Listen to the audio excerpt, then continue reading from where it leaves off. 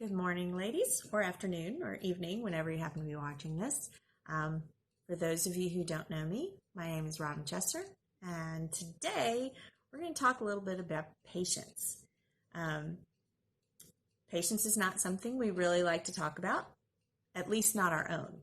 We like to talk about other people and whether or not they're exhibiting patience.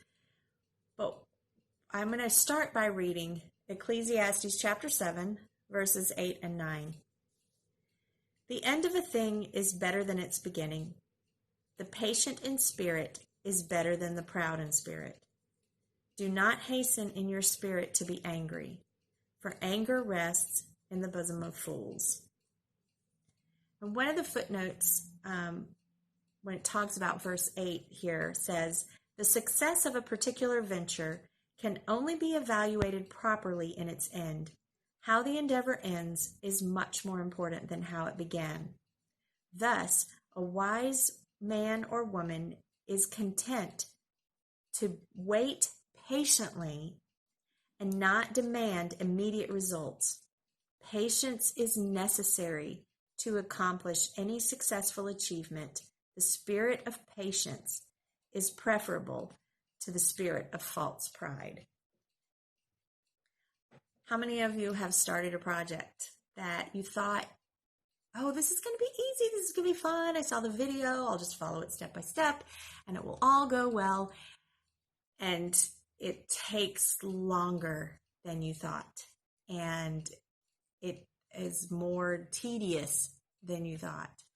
Oh, I'll just refinish that table, I'll just sand it down, paint it, and then you realize how much work actually goes into it.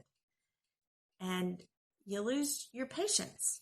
And sometimes when we lose our patience, we tend to exhibit anger. And I kind of think that's why these two verses are together. Verse 9 talks about anger.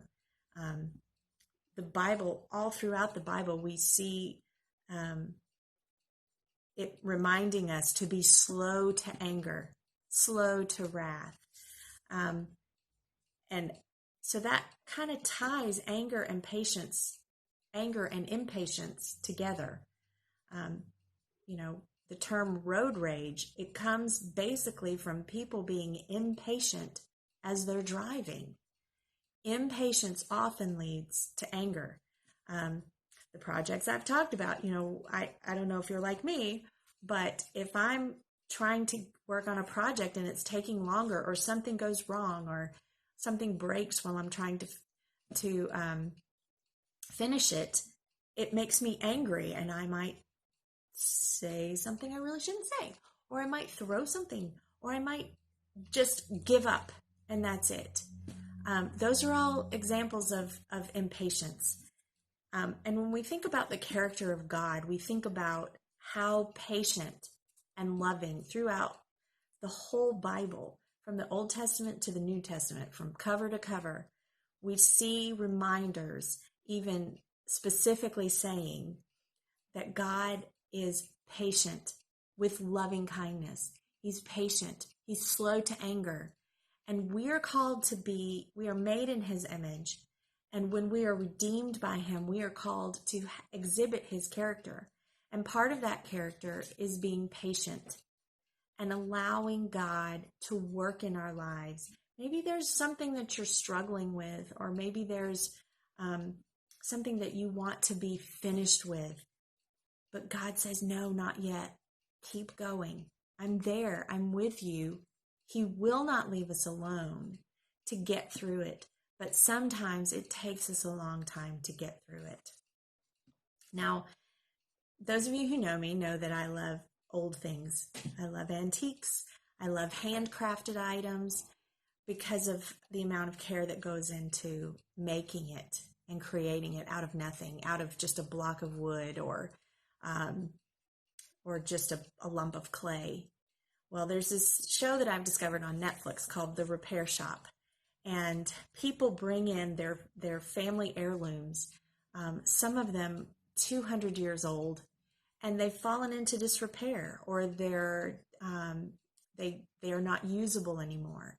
And they just want to get it restored because it's a piece of their family history. Maybe they remember their grandfather or their grandmother having it in their home. And they kind of know the family history of it, but they can't use it in their home because it's broken. Well, these craftsmen take their family heirloom and they lovingly take it apart, clean every piece, fix what can be fixed, restore, replace pieces that are broken beyond repair, and in a way that it just looks seamless. I've seen the pottery lady put together a pottery jug that the top had just completely broken off.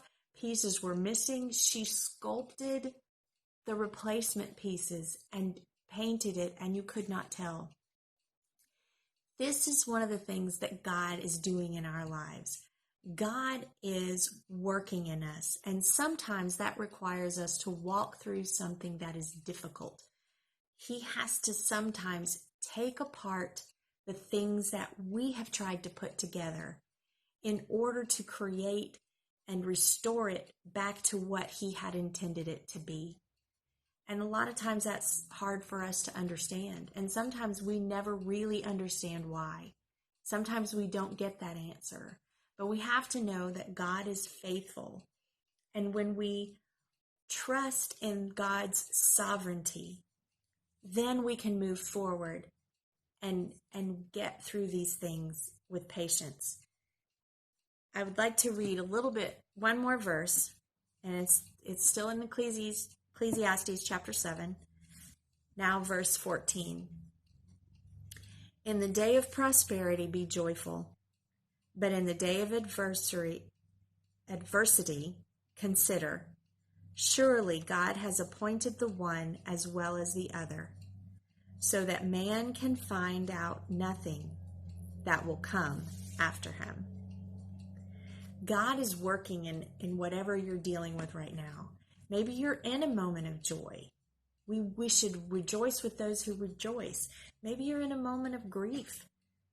We can weep with you, and God is with you, and God is working all of those things, weaving that tapestry that is your life, and putting the messes that we make together to make something beautiful. So whatever you're facing today, remember that God is faithful. And when we trust in His sovereignty, it helps to give us the patience that we need to persevere.